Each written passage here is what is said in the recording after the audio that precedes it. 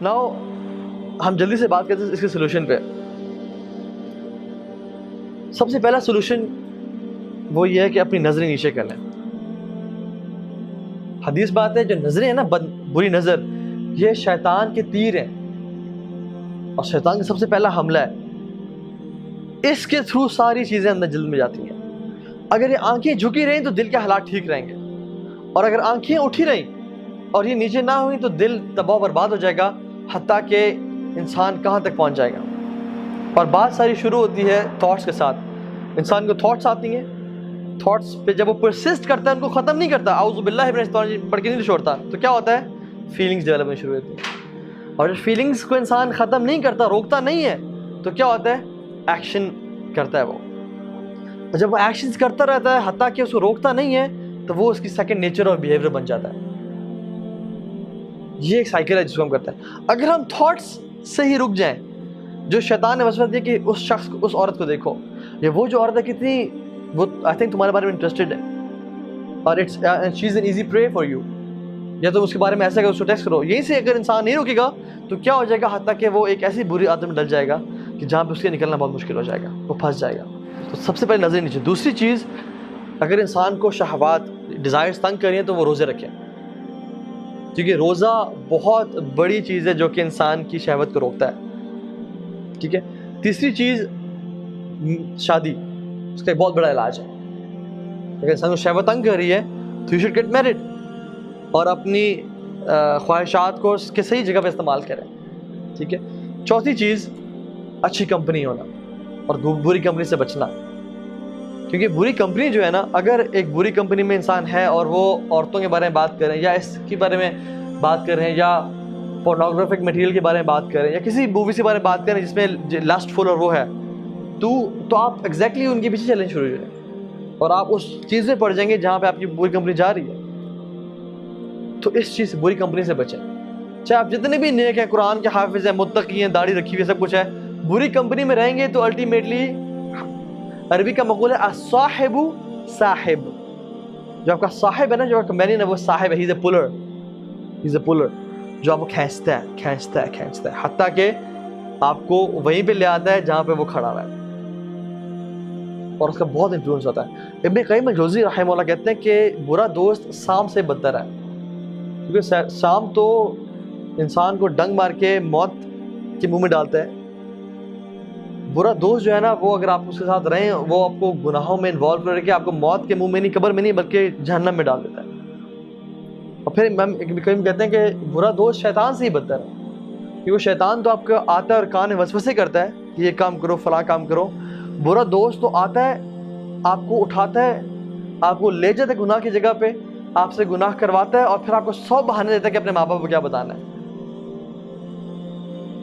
تو آپ کو جو ہے نا اللہ تعالیٰ سے دور کر رہا ہے. شیطان تو آپ کو صرف وسوسے دے رہا ہے, لیکن برا دوست آپ کو اٹھا کے لے جاتا ہے, آپ کو فائنانس بھی کرتا ہے, آپ کو گاڑی پہ اٹھا کے لے گیا, گناہ کروایا, پھر واپس آ کے چھوڑ دیا اس نے, اور پھر مشورے دے کے کیا کرنا ہے.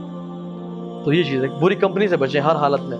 اسی طرح سے وہ کہتے ہیں کہ an empty mind is devil's workshop. اپنے آپ کو مصروف رکھیں, فری ٹائم نہ گزاریں, بالکل بھی نہیں. آپ کو پتہ ہے کہ میں اثر سے مغرب فری ہوتا ہوں, جم جوائن کر لیں, جاگنگ پہ چلے جائیں, سائیکلنگ کرنا شروع کر دیں, سوئمنگ کر لیں, کوئی اچھے کام کریں, اکیلے مت رہیں.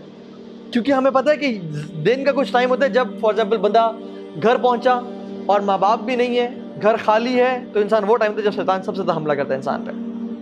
تو اس ٹائم میں اپنے آپ کو بزی رکھیں, may be call a friend, may be go out, اور ڈیلیبریٹلی کوشش کریں کہ میں نے گھر سے نکلنا ہے یا میں نے جم جانا ہے. آپ کو کوئی آگے اٹھا کے نہیں لے جائے گا اس چیز سے, آپ نے خود ایفرٹ کرنی ہے. فزیکل ایکزرشن کریں, اپنے آپ کو بزی رکھیں. انسان جب فارغ ہوتا ہے نا, پھر وہ ڈیولز ورکشاپ ہے, پھر وہ مزید گناہوں میں چلتا رہتا ہے. الا ما رحم ربی, جو لوگ اللہ کے خالص بندے ہیں, جو نیکیوں میں اپنا ٹائم گزارتے ہیں. مے بی آپ اس ٹائم کو آئیڈینٹیفائی کریں, یہ ٹائم ہے جہاں پہ میں سب سے زیادہ گناہوں میں انوالو ہو سکتا ہوں. I go to bad websites, I talk to some girl, maybe یہ وہ ٹائم ہے جہاں پہ میں فری ہوتا ہوں اور کوئی دیکھنے والا نہیں ہوتا اور میں اس گناہ میں پڑ جاتا ہوں. آپ اس ٹائم یا تو اپنا موبائل سوئچ آف کر دیں اور اس سے دور چلے جائیں, ٹھیک ہے, یا کوئی لیکچر لگا کے بیٹھ جائیں کہ اس کو سننا شروع کر دیں, اور go to a good friend اور اٹینڈ اے حلقہ اور گو ٹو جم. تو آئیڈینٹیفائی کریں, کانشیس ایفرٹ کریں انشاءاللہ, اور جان لیں کہ جو موبائل فون ہے نا, دس کین میک یو اور break you. This can make you और ब्रेक यू. अगर आपने इसे कंट्रोल ना किया, ये आपको कंट्रोल करेगा, और ऐसा बुरा कंट्रोल करेगा कि आपकी ज़िंदगी तबाह हो जाएगी, और आपको बाद में पता चलेगा कि ज़िंदगी तबाह कर दी मैंने, और आपका टाइम ज़ाया हो जाएगा, और हत्ता कि जो आप कुछ कर सकते थे इस एज में, इस टाइम में, वो आपके पास कुछ भी नहीं बचेगा. तो इसको डिसिप्लिन करें इंशाअल्लाह ताला. दूसरी चीज़ दुआ करें, कसरत से दुआ करें कि अल्लाह मुझे बचा. अल्लाह के नबी ने, एक साहबी ने कहा, रसूलल्लाह मुझे ज़िना की इजाज़त दें. तो इससे पता क्या चलता है कि अगर आप पे कोई चीज़ मुश्किल टाइम गुजर है और आप कुछ करना चाह रहे हैं, तो किसी अच्छे बड़े इंसान से मशवरा, काउंसिल ले लें कि मैं करना चाह रहा हूँ, मुझे मेरी मदद करें, क्या कैसे बचूँ मैं. और सहाबा का अल्लाह के नबी से कितना क्लोज ताल्लुक है कि अल्लाह के नबी बस आकर कहा, रसूलल्लाह मुझे इजाज़त दें.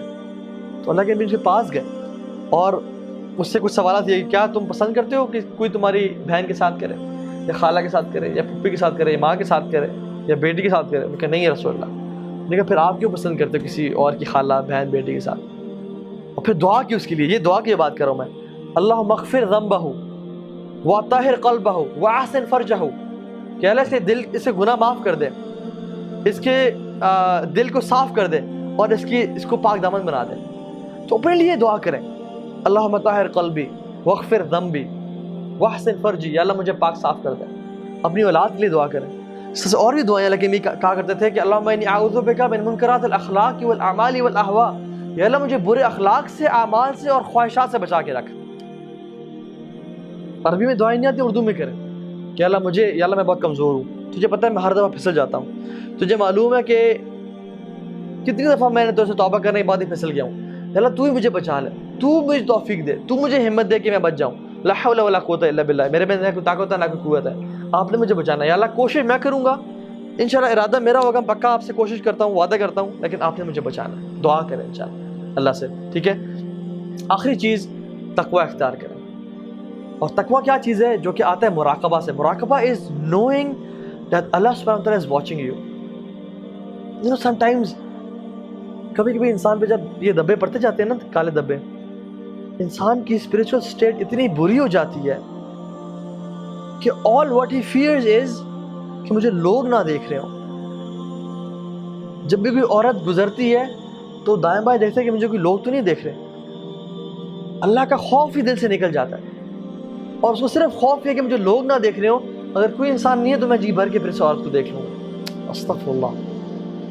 What a pathetic spiritual state this is.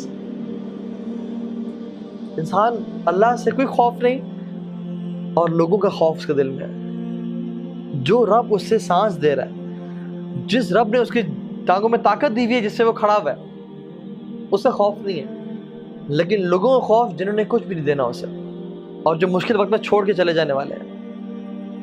और सुभान अल्लाह, इंसान कितना नाशुक्र है कि जब वो अकेले कमरे में कुंडी लगा के अंधेरे में गुनाह कर रहा होता है, और तो उसका रब रहमान उसे देख रहा है और जानता है कि मेरे खिलाफ जा रहा है, लेकिन स्टिल वो उसे ऑक्सीजन देता है कि तुम सांस ले लो.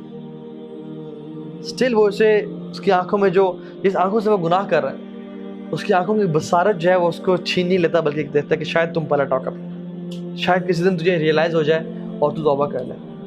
तो अल्लाह ताला हम सब को नेक बनाए, मुत्तकी बनाए, और हम सबको तौफीक दे कि हम हर किस्म के सीक्रेट सिन से और पब्लिक सिन से बचें.